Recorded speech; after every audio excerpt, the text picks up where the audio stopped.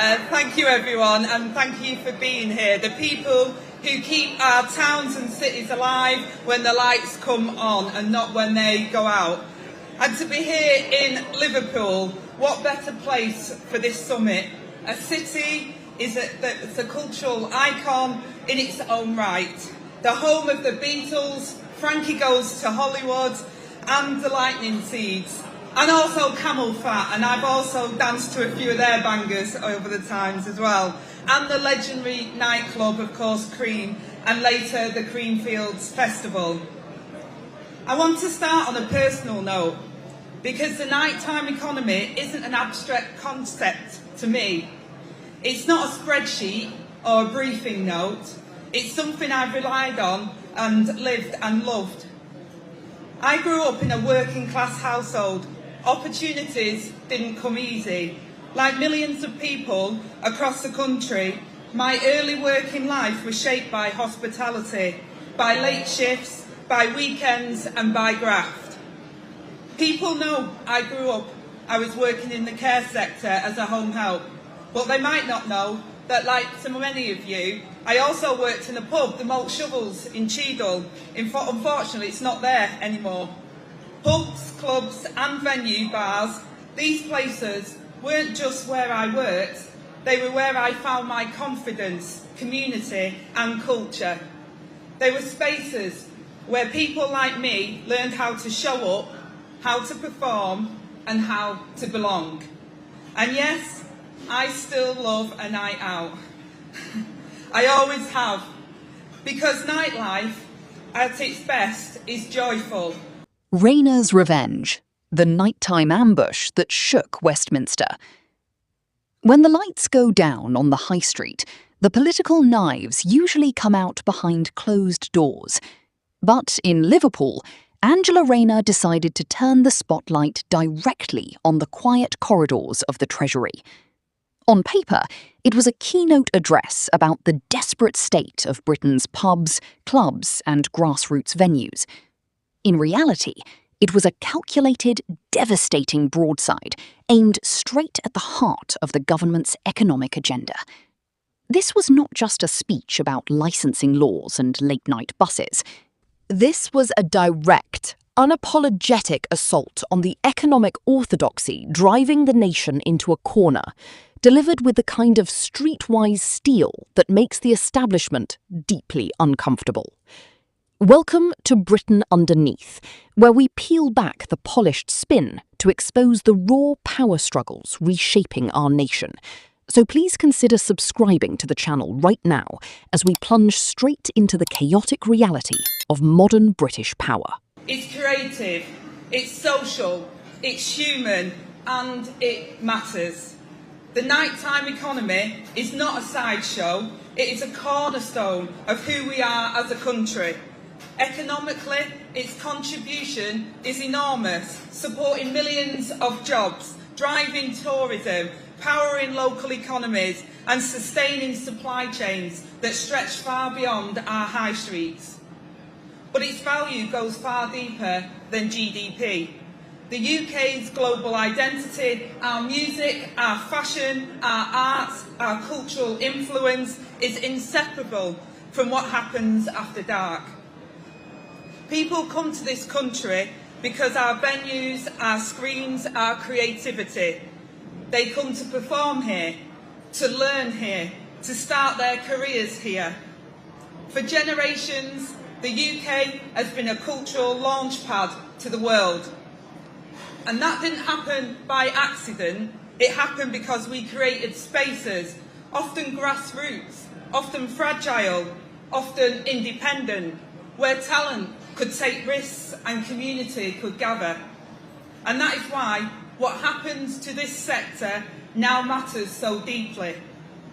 Because let's be honest with each other, the nighttime economy has endured years of hardship.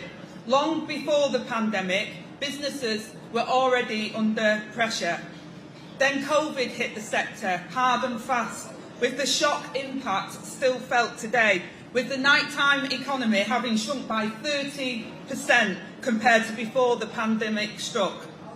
And since then, it's been a story of rising costs, Energy bills, staffing shortages, inflation, business rates and debt creating a perfect storm. The real human and business impacts are stark, as numbers of nightclubs, once a haven for our youth, have declined in this country by 30% since 2019, and over 75,000 jobs were lost in the sector between 2024 and 2025 alone. And while resilience is something this industry has in abundance. To understand the sheer audacity of what unfolded, you have to look at the mounting pressure inside the cabinet. The country is watching a systemic breakdown of the night economy, with over 30% of venues wiped out since the pandemic and tens of thousands of working-class jobs evaporating into thin air. But while the Treasury preaches fiscal restraint and balanced spreadsheets, Rayner stood before the industry and declared that a country cannot accountant its way out of a cultural crisis. Her message was clear, precise, and laced with quiet defiance. Policy is being done to people rather than with them, and the cost of that failure is written across every boarded-up high street in the kingdom. It is no secret that tension has been boiling over behind the scenes. Following recent political reshuffles that left Rachel Reeves deeply disappointed after losing her key influence over economic strategy, the fault lines inside the leadership have widened into massive chasms. The burden of recovery cannot just fall solely at its feet. The burden must be shared. Over 70% of this sector is made up of small and medium-sized enterprises, independents, grassroots venues, family-fund and run businesses. These are not faceless corporations. They're people who are taking risks, employing locally, investing emotionally and financially in their communities. And if we're serious about recovery, then we must fuel the recovery of them. That means recognising the value, not just in rhetoric, but in policy. And this is where we must be candid. There is without doubt a clear divide between policy that truly understands the nighttime economy and policy that simply applies a one-size-fits-all approach. Too often, policy is done to this sector, not with it. And I recognise clearly and openly that more needs to be done to engage the industry directly and consistently and respectfully, to listen, to co-design, to recognise expertise where it exists. Because the frustration is palpable as former heavyweights watch from the sidelines, nursing their wounds while the economic narrative crumbles. Adding fuel to the fire, regional powerhouse Andy Burnham raised eyebrows across the political spectrum by actively recruiting Rayner into his circle of influence, completely brushing aside her previous controversies regarding property taxes. For Burnham, securing a high-profile fighter who speaks directly to working-class frustration was worth every drop of political noise, even if it deeply unnerved the central command structure in London. By choosing to champion the nighttime economy, Rayner picked the ultimate ideological battleground. She spoke not as a career politician reading briefing notes, but as someone who worked the late shifts in local pubs, who understands that a neighbourhood venue is a cultural launchpad, not just a line item on a ledger. She openly praised bold regional moves, pointing directly to local transport interventions in Manchester and tactical licensing reforms in London as proof that local leaders are stepping up where central authority is failing. Calling for a dedicated government minister to protect grassroots culture was more than a policy suggestion. It was a subtle, sarcastic reminder that the current leadership seems totally blind to the daily struggles of ordinary people. Confidence in politics matters. Businesses need to believe that they will be treated fairly, that the rules won't shift without warning, that the long-standing structural issues will finally be addressed, not deferred again. That means looking seriously at the pressure points. Over the last few weeks, I've spoken candidly with businesses in my own constituency and many beyond it. And They say it's a huge challenge that they're facing and that it's a challenge just to stay afloat. Customers aren't just there in the same way as they used to be, as business rates remain punishingly high, energy bills soar, and costs in your supply chains and VAT bites. Across Europe, governments recognise that hospitality and nightlife required extended support, not handouts, but as investment. Now the government needs to plan to aid recovery, to stabilise the costs, to give businesses breathing space. I believe the government should look at how to support the night economy to thrive once again, more seriously. Not ideology, but pragmatically. But economic reform alone is not enough. We also need to look at how the system enables, or too often restricts, this sector's ability to thrive. That means licensing.